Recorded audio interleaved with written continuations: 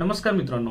वीरदास, आमिर खान आणि इम्रान खान हे तिघं जेव्हा एकत्र येतात तेव्हा काहीतरी नॉर्मल होईल अशी अपेक्षा बिलकुल करू नका. हॅपी पटेल खतरनाक जासूस हा एक दिल्ली बिल्ली सारखी जादू पुन्हा करू शकलाय का हा एक फक्त गोव्यात झालेला स्टँडअप कॉमेडियनचा प्रयोग आहे जो फसलाय.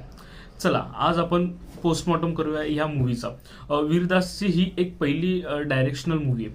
आता ह्याचा जर ट्रेलर बघितला तुम्ही तर तो एक जेम्स बॉन्ड सारखा आहे का असं तुम्हाला वाटेल. तर थांबा, जेम्स बॉन्ड नसून जेम्स बॉन्डचा हा एक वडापाव व्हर्जन आहे. चला सुरू करूया आजचा ऑनेस्ट रिव्ह्यूला. स्टोरी एकदम सिंपल आहे, थोडीशी हटके सुद्धा आहे. हॅपी पटेल म्हणजे जो की वीरदास हा एक NRI शेफ असतो ज्याला खरं तर स्पाय बनायचं असतं.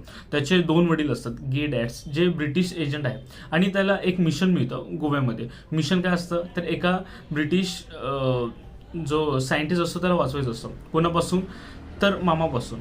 हो, मामा म्हणजे मोना सिंग जी एक खतरनाक लेडी डॉन आहे. आणि गंमत अशी आहे की हॅपी पटेलला ना बंदूक चालवता येते ना हाणामारी करता येते. त्याचं हत्यार काय आहे तर त्याचं कुकिंग आणि त्याला ओव्हर कॉन्फिडन्स खूप आहे, हेच त्याचे हत्यार.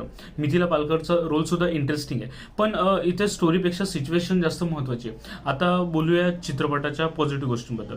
पहिलं म्हणजे मोना सिंग बॉस हिच्यासाठी चित्रपट बघाच. मोना सिंगने जी विलियनची भूमिका केलेली आहे ती एकाच वेळेस भीतीदायक पण वाटते आणि फनी पण वाटते. तिचा ॲक्सेंट आणि ॲटिट्यूड एक number. She steel the show. पाहुणे कलाकार म्हणायचं झालं तर आता इम्रान खानला मोठ्या स्क्रीनवर बघण्याचा एक वेगळाच आनंद होतो. पण आमिर खान त्याचा एक छोटा कॅमिओ आहे पण तो इम्पॅक्टफुल आहे. हे सीन्स तुम्हाला जुन्या दिल्ली बिल्लीची आठवण करून देतात. तिसरं म्हणजे की विनोद आणि सटायर्स. जी कॉमेडी आहे हा चित्रपट टिपिकल स्पाय युनिव्हर्स म्हणजे पठाण आणि टायगरची खतरनाक थट्टा उडवतो. टॉक्सिक मस्क्युलिनिटी, फेअरनेस क्रीम आणि रेझ्युमेवर पण खूप चांगले जोक्स मारलेत. पेसिंगबद्दल बोलायचं झालं तर चित्रपट फास्ट आहे, कुठलाही सीन विनाकारण लांबवलेला नाही आहे. एडिटिंग पण एकदम क्रिस्प आहे. पण मित्रांनो सगळंच हॅपी नाही आहे. जर निगेटिव्ह पॉईंट्सबद्दल बोलायचं झालं तर पहिलं म्हणजे ह्युमर. वीरदासचा विनोद हा एक ॲक्वायर टेस्ट आहे जो की एकदम ब्रिटिशकालीन म्हणजे जोक्स वाटतात आणि काही जोक्स फक्त त्यांनाच समजेल जो की स्टँडअप कॉमेडी नेहमी बघतो.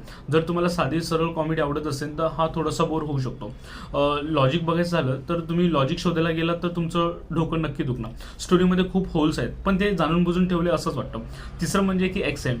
वीरदासने जे NRI म्हणजे NRIचं हिंदी प्रेझेंट केलेलं आहे हे सुरुवातीला खूप फनी वाटतं पण नंतर ते खूप इरिटेट होतं.